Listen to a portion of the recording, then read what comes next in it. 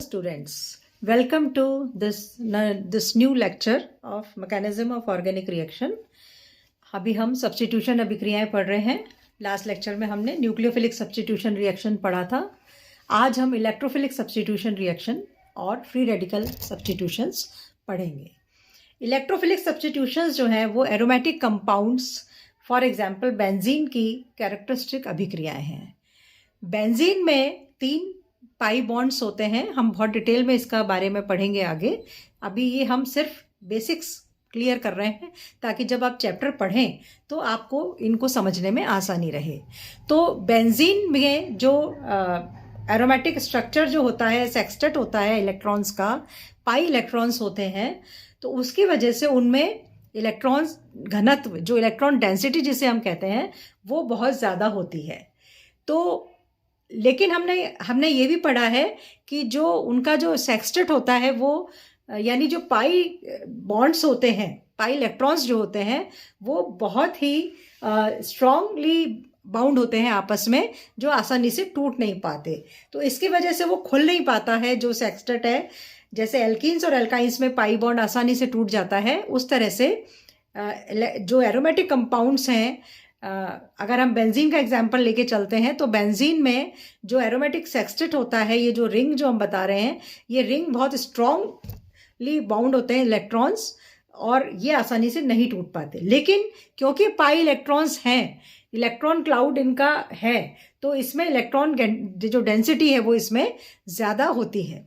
इसकी वजह से इसमें इलेक्ट्रोफाइल पहले अटैक करता है, क्योंकि जो बेंजीन रिंग है electron density, high electron density के कारण ये जो बेंजीन रिंग है ये नेगेटिवली चार्ज्ड हो जाती है, और इसकी वजह से पॉजिटिवली चार्ज स्पीशीज़ जो हैं या इलेक्ट्रॉन डेफिशिएंट स्पीशीज़ जो हैं वो इन पर आसानी से अटैक करते हैं.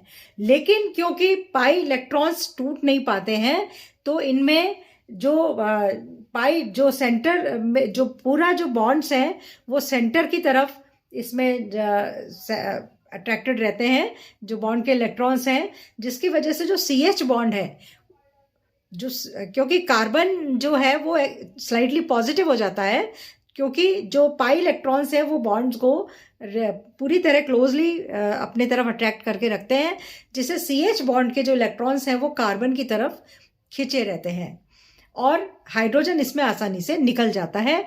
और उसकी जगह जो नया इलेक्ट्रोफाइल है, क्योंकि hydrogen as a positive charge निकलता है, तो कोई भी पॉजिटिवली चार्ज स्पीशी या इलेक्ट्रॉन डेफिशिएंट स्पीशी या जिसे हम इलेक्ट्रोफाइल कहते हैं, वो आसानी से इसमें आके जुड़ जाते हैं. तो this is electrophilic substitution of aromatic compounds. इसका एक एग्जाम्पल हमने देखे लिया है नाइट्रेशन का. इसके कई एग्जाम्पल्स हैं, इसके बारे में पूरा हम एक चैप्टर पढ़ेंगे. हेलोजिनेशन है, सल्फोनेशन है, नाइट्रेशन है, फीडल क्राफ्ट्स रिएक्शन है, acylation and alkylation and mercuration.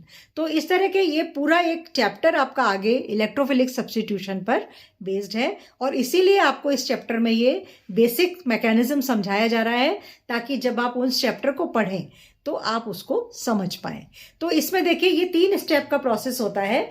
इसमें पहले स्टेप में हमें कोई इलेक्ट्रोफाइल जनरेट करना पड़ता है, यानी जो भी अटैक करेगा बेंजीन पर पॉजिटिवली चार्ज स्पीशी हमें उसमें जनरेट करनी पड़ेगी.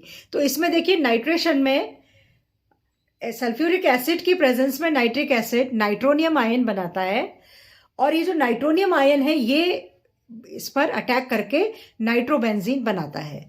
तो इसमें मैंने आपको मैकेनिज्म बताया है कि जब ये नाइट्रोनियम आयन इसकी विसिनिटी में आता है, तो जो बॉन्ड के जो बॉन्ड है पाई बॉन्ड बेंजीन का, उसमें पोलैरिटी आ जाती है, और बॉन्ड के इलेक्ट्रॉन्स एक कार्बन पर शिफ्ट हो जाते हैं, एंड वो कार्बन जो है वो नेगेटिवली चार्ज हो जाता है पार्शल, और उसके साइड वाला जो एडजेसेंट कार्बन है वो पॉजिटिवली चार्ज हो जाएगा. तो नाइट्रोनियम, अब इस पर नेगेटिव चार्ज आ गया, तो जो नाइट्रो ग्रुप का जो पॉजिटिव चार्ज है वो आसानी से उससे नाइट्रो ग्रुप इसके थ्रू जुड़ जाता है. तो इसमें देखिए आप, इसमें हाइड्रोजन अभी निकला नहीं है और नाइट्रो ग्रुप जुड़ गया. तो ये एक अस्थायी स्थिति हो गई है जिसमें नाइट्रो ग्रुप जुड़ चुका है और हाइड्रोजन जो है वो अभी निकला नहीं है और रिंग में अभी पॉजिटिव चार्ज है। तो जब तक रिंग में पॉजिटिव चार्ज रहेगा ये अस्थायी रहेगा।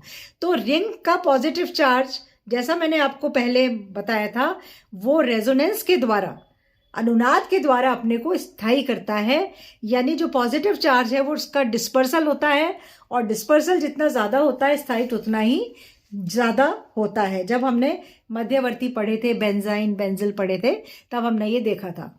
तो इसमें भी देखिए डबल बॉन्ड और पॉजिटिव चार्ज के बीच में एक सिंगल बॉन्ड है, तो इसमें डीलोकलाइजेशन ऑफ इलेक्ट्रॉन्स आसानी से हो सकता है।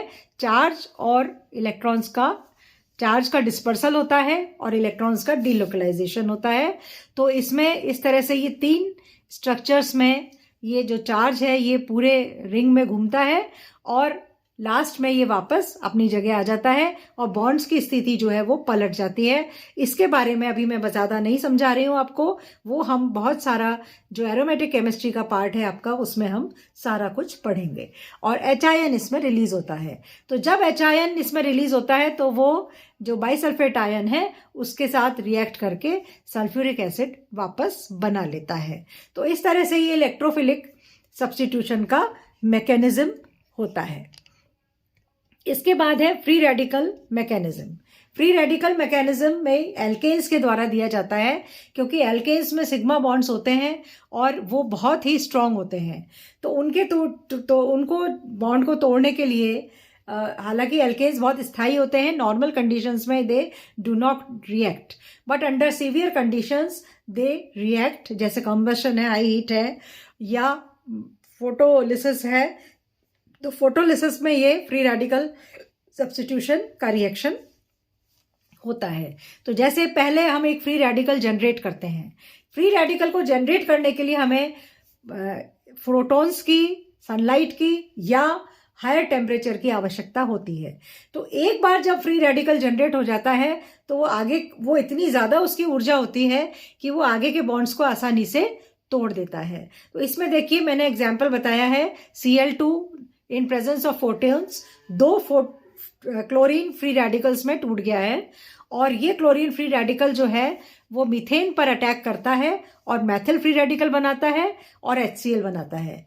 फिर जो मीथेन का फ्री रेडिकल है दोबारा Cl2, क्योंकि अब फ्री रेडिकल से ये आसानी से टूट जाएगा, तो अब ये Cl2 टूट जाता है और CH3Cl प्लस एक क्लोरीन फ्री रेडिकल बचता है। और लास्ट में क्लोरीन आपस में रिएक्ट कर सकते हैं, या क्लोरीन मैथिल फ्री रेडिकल के साथ रिएक्ट कर सकता है, या मैथिल फ्री रेडिकल्स, क्योंकि सारे तो एक साथ नहीं जुड़ रहे हैं, कहीं ना कहीं फ्री रेडिकल्स घूम भी रहे होंगे, फ्री भी होंगे, तो वो आपस में ज्वाइन कर सकते हैं। तो इस तरह की 3 ऑप्शंस की संभावना रहती है। तो ये चेन रिएक्शंस कहलाते हैं, क्योंकि एक बार जब फ्री रेडिकल बन जाता है तो उसके बाद एक के बाद एक श्रृंखलाबद्ध तरीके से ये आगे फ्री रेडिकल्स बनने लगते हैं। और फर्स्ट जहाँ पे हमें फ्री रेडिकल मिल रहा है उसको हम चेन इनिशिएशन या श्रृंखला प्रारंभन अभिक्रिया कहते हैं। जब ये आगे मीथेन से रिएक्ट कर रहा है और प्रोडक्ट बना रहा है, इसको हम चेन प्रोपेगेशन या श्रृंखला संचरण का स्टेप कहते हैं। और आगे जब ये हम चेन को स्टॉप करना है, कहीं ना कहीं हमें चेन को स्टॉप करना होगा तभी अभिक्रिया पूर्ण होती है, तो इसको हम कहते हैं चेन टर्मिनेशन या श्रृंखला समापन। तो इस तरह से ये सब्स्टिट्यूशन अभिक्रियाएं होती हैं। तो ये जो एल्केन का सब्स्टिट्यूशन है इसको भी हम नेक्स्ट चैप्टर में बहुत ही ज़्यादा डिटेल में पढ़ेंगे, इसलिए अभी आपको सिर्फ बेसिक मैकेनिज्म, शायद आपने पहले पढ़ा भी होगा, तो बेसिक मैकेनिज्म हमने आपको समझाया है। तो इस तरह से जो सब्स्टिट्यूशन रिएक्शंस हैं वो 3 तरह की हो गई। न्यूक्लियोफिलिक सब्स्टिट्यूशन जिसमें SN1 और SN2 मैकेनिज्म आता है, देन इलेक्ट्रोफिलिक सब्स्टिट्यूशन जो कि एरोमेटिक कंपाउंड्स के द्वारा दिया जाता है, और फ्री रेडिकल सब्स्टिट्यूशन जिसमें चेन रिएक्शंस होती हैं और ये एल्केन्स के द्वारा दिया जाता है। नेक्स्ट जो अभिक्रिया का प्रकार हम पढ़ेंगे दैट इज एडिशन रिएक्शंस। तो आज के लिए इतना ही। Thank you.